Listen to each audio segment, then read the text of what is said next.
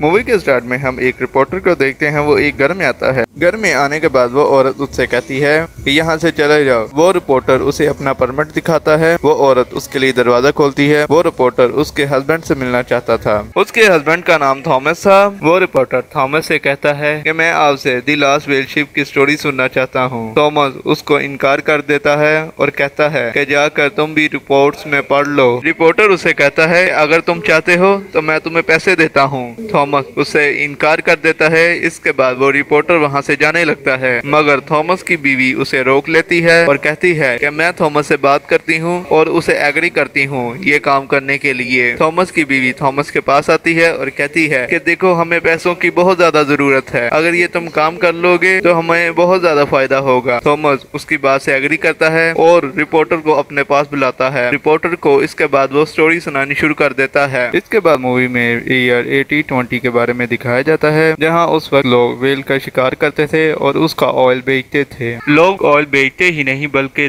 Oil को ज्यादा से ज्यादा इकट्ठा करने की भी शर्तें लगाया करते थे। यहीं पर हम इस मूवी के हीरो को देखते हैं जिसका नाम ऑन चेस होता है। वो अपनी वाइफ के साथ उसी टाउन में रहता था। चेस उस कंपनी के चेयरमैन से मिलता है। वो उसे कहते हैं कि इस बार हम आपको अपना सबसे एक्सपेंसिव शिप दे रहे हैं और उससे कहते हैं कि इस बार तुम एक हेल्पर की तरह जाओगे। चेस उससे कहता है कि आपने मुझे लास्ट टाइम बोला था कि मैं अगली दफा एक कैप्टन की तरह जाऊंगा। अब क्योंकि चेस एक एक्सपीरियंसेबल शिपमैन था, कंपनी के ओनर उसे बहुत ज्यादा पैसों की ऑफर करते हैं और कहते हैं कि नेक्स्ट टाइम आपको कैप्टन बनाकर हम भेजेंगे। चेस उससे कहता है कि आप पहले मुझे ये रिटर्न फॉर्म में दें। इसके बाद वो जॉर्ज पुलार्ड को अपने पास बुलाते हैं। जॉर्ज एक कैप्टन का बेटा था और उसके फादर इस कंपनी के चेयरमैन थे। दूसरी तरफ चेस अपने घर में एंग्री मूड में जाने के लिए तैयारियां कर रहा था। चेस की वाइफ भी उसके ये सफर करने पर ज्यादा खुश नहीं थी। वो चेस के पास आती है और कहती है कि तुम मुझसे प्रॉमिस करो कि तुम वापिस आओगे और उसे लॉकेट भी पहना देती है। जॉर्ज के फादर उससे कहते हैं कि बेटा देखो तुम एक कैप्टन के बेटे हो और तुम कैप्टन ही बनोगे। इसके बाद वो सब उस जगह पर पहुंच जाते हैं जहां उन्होंने शिप में बैठना था। यहीं पर हम यंग थॉमस को देखते हैं। थॉमस उस वक्त यंग था। यंग थॉमस वही है जो हमें स्टोरी सुना रहा था। थॉमस चेस से कहता है कि मैं आपका बहुत बड़ा फैन हूँ। शिप में चेस का एक फ्रेंड भी होता है। कैप्टन चेस की पॉपुलैरिटी देखकर बहुत जेलस फील करता है और उसे बुरा भला कहता है। यहीं से चेस और कैप्टन के दरमियान नोक-झोंक शुरू हो जाती है। जहाज जाते हुए एक जगह रुक जाता है। चेस अपनी एक्सपीरियंसेबल स्किल्स को यूज करते हुए जहाज को वहां से निकालता है। रात का वक्त खाने के टेबल पर कैप्टन चेस से कहता है कि देखो तुम एक गरीब हो, तुम एक किसान के बेटे हो और तुम कभी भी कैप्टन नहीं बन सकोगे। चेस उसकी बातों को इग्नोर करते हुए वहां से बाहर चला जाता है और अपने साथियों से कहता है कि हमें सुबह जल्दी उठना होगा, जल्दी सो जाओ। चेस तूफान को देखता है और कैप्टन से कहता है कि हमें तूफान की तरफ नहीं जाना चाहिए। कैप्टन चेस की बात को नहीं मानता और जहाज को तूफान की तरफ मोड़ देता है। तूफान में जाने के बाद उनका शिप खराब हो जाता है। चेस उनसे कहता है कि हमें वापस जाना होगा, मगर कैप्टन उनकी बात नहीं मानता और तूफान से बच निकलते हैं। कुछ दिनों बाद उन्हें एक जगह बहुत सारी वेल्स नजर आती हैं। चेस अपने साथियों से कहता है कि यही वक्त है, जल्दी से छोटी बोट्स पर बैठो और इन पर शिकार करो। चेस और उसके साथी छोटी बोट पर बैठकर और एक वेल का शिकार कर लेते हैं। रात के वक्त उस वेल से उसका तेल निकाल रहे होते हैं। तेल निकालने के लिए उन्हें वेल के अंदर जाना होता है, लेकिन वहाँ पर कोई भी पतला इंसान नहीं था।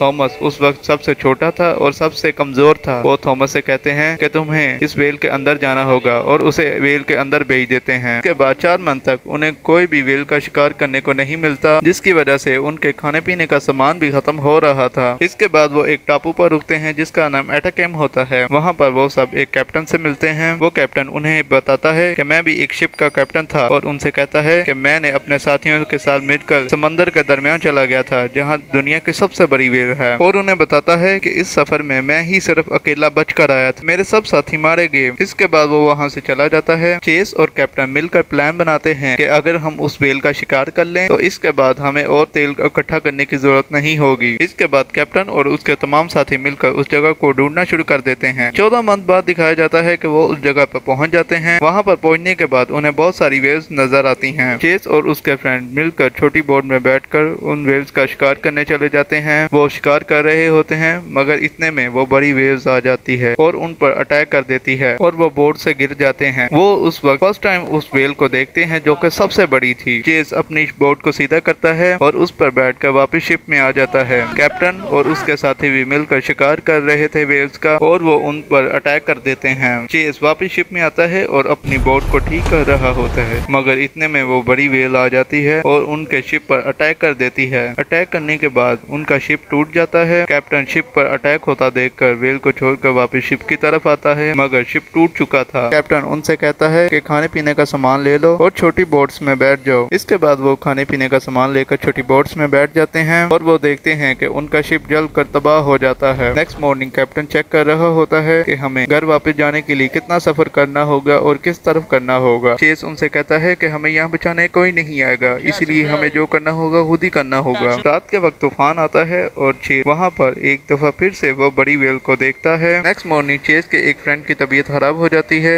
चेस उसकी केयर कर रहा था, मगर बाकी सब उसको वेटलेस और बोझ समझ रहे थे। इसके बाद हमें 35 डेज के बाद दिखाया जाता है वो सब बहुत ही वीक हो चुके थे। इसके बाद उन्हें एक टापू नजर आता है, मगर जैसे ही वो लोग टापू पर पहुंचते हैं द ग्रेट वेल आकर उन पर अटैक कर देती है और उनकी बोट्स टूट जाती हैं। वो लोग लहरों के साथ उस टापू पर पहुंच जाते हैं और टापू पर पहुंचने के बाद उन्हें वहां पर जो कुछ भी नजर आता है वो सब वहां से खाने लग जाते हैं। वहां पर वो एक केव देखते हैं, उसके अंदर बहुत सारी स्केलेटन और ह्यूमन बॉडीज की बोन्स थी। वो समझ गए कि यहाँ पर पहले भी कोई आया है और उसकी मदद के लिए कोई नहीं यहाँ आया। चेस अपने फ्रेंड से कहता है कि हमें बचने के लिए यहाँ से निकलना होगा, मगर चेस का फ्रेंड उससे कहता है कि मैं यहीं रुकूंगा। इसके बाद चेस और चेस के कुछ फ्रेंड वहाँ से निकल जाते हैं। रास्ते में चेस के फ्रेंड की डेथ हो जाती है। बुरा थॉमस रिपोर्टर को बताता है कि हमने जिंदा रहने के लिए अपने फ्रेंड की बॉडी को खाया है। थॉमस की वाइफ उसकी ये बात सुनकर उसके पास आ जाती है और उससे कहती है कि ये स्टोरी इतनी दर्दनाक है, इसलिए आज तक आपने किसी को ये स्टोरी नहीं सुनाई। इसके बाद स्टोरी में दिखाया जाता है कि वो सब मिलकर एक गेम खेलते हैं जिसमें जो हार गया